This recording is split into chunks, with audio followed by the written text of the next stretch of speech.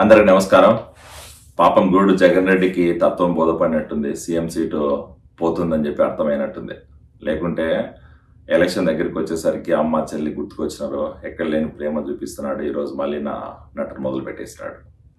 కాలం కలిసి రాకపోతే కర్రపామే కాటేస్తుందని చెప్పి ఒక సామెత ఉంది, మన పెద్దవాళ్ళు చెప్పేవాళ్ళు. అట్లా ఈరోజు చెల్లెలు వచ్చి అటాక్ చేస్తుందని భయంతో ఈరోజు సైకో రెడ్డి నేను సింహం, నేను సింగిల్గా వస్తా, నాకు దమ్ముంది, ఎలక్షన్లో ఎవరి మద్దతు తీసుకోనని చెప్పి ప్రకటనలు పలికి ఈరోజు చెల్లెల దగ్గరికి రాయబారానికి పంపడానికి రెడీ అయిపోయినావు. అట్లా ఎమ్మెల్యే సీట్లు, ఎంపీ సీట్లు ఇవ్వడానికి కూడా రెడీ అయిపోయినావు అంటే ఏంటి అర్థం?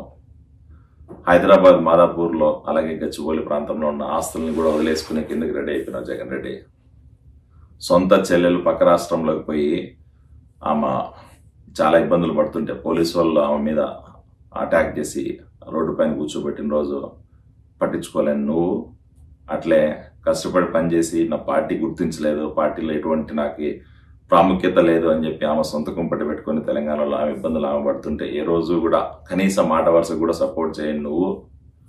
అట్లే పక్క రాష్ట్రంలో తెలంగాణ ఎలక్షన్ టైంలో కాంగ్రెస్ పార్టీకి సపోర్ట్ చేస్తున్నా అని చెప్పి వైఎస్ఆర్టీపీ చెప్పినప్పుడు ఎటువంటి మీ పిల్లలు ఇంటర్మీడియట్ మరియు ఎంసెట్ చదువుతూ సబ్జెక్ట్స్ లో కన్ఫ్యూజ్ అవుతున్నారా? కాన్ఫిడెన్స్ లెవెల్ తక్కువగా ఉందా? రిపీటెడ్ మిస్టేక్స్ చేస్తున్నారా?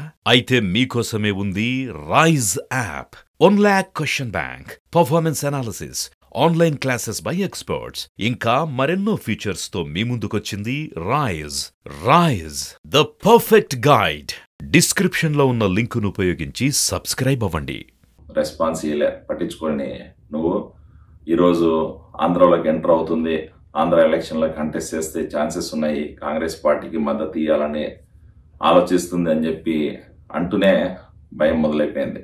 ఎక్కడ నా సీటు పోతుందని చెప్పి భయపడి ఈరోజు అందితే జుట్టు అందకపోతే కాలు పట్టుకునే రకానికి బెస్ట్ ఎగ్జాంపుల్ లాగా నీ ప్రవర్తన ఉంది జగన్ రెడ్డి. ఎందుకంటే 4 సంవత్సరాల నుంచి గుర్తుకు రాని చెల్లెమ్మ ఈరోజు శర్మిలమ్మ గుర్తుకు వచ్చేసింది. ఈరోజు బావ చాలా మోసాలు చేస్తున్నాడు, మత ప్రచారాలు చేస్తున్నాడు, భూదందాలు చేస్తున్నాడు. కేవలం దానికోసమే నిన్ను చెల్లెలను పక్కన పెట్టినానని చెప్పి మీ ఇంటర్నల్ పార్టీ మీటింగ్లోనే మీ ముఖ్య నేతలకే చెప్పిన సందర్భాలు చాలా ఉన్నాయని చెప్పి అందరికి తెలుసు. మరి ఈరోజు ఏ ముఖం పెట్టుకుని మళ్ళీ వాళ్ళని పార్టీలోకి ఆహ్వానిస్తున్నావు? ఏ ముఖం పెట్టుకుని వాళ్ళకి ఎమ్మెల్యే సీట్లు, ఎంపీ సీట్లు ఇవ్వడానికి రెడీ అయినావు? అంటే నీ స్వార్థం కోసం రాష్ట్రాన్ని ఏమైనా చేయడానికి దిగజారిపోయినావు. నీ ఫ్యామిలీ బాగుంటే చాలు, నువ్వు బాగుంటే చాలు అనే పరిస్థితి ఈరోజు రాష్ట్రంలో కల్పిస్తుంది. అమ్మ శర్మిలమ్మ గారు, మీరు ఉన్నంత వరకు మాకేం ప్రాబ్లం లేదు.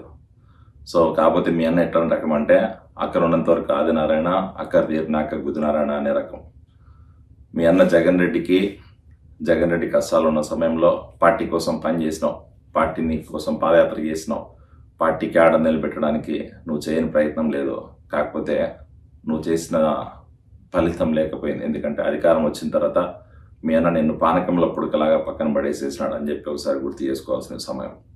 లేకపోతే ఈరోజు నువ్వు పక్క రాష్ట్రంలో పార్టీ పెట్టినావు, 4 సంవత్సరాల నుంచి ఇబ్బందులు పడుతున్నావు. ఏ రోజు కూడా మీ అన్నని దగ్గరికి వచ్చి మాట్లాడిన సందర్భాలు కానీ, నిన్ను పరామర్శించిన సందర్భాలు కానీ లేవనేది ఒక్కసారి గుర్తు చేసుకో తల్లి. ఈరోజు మీ అన్న అవసరం కోసం కాలబేరానికి పంపినాడు.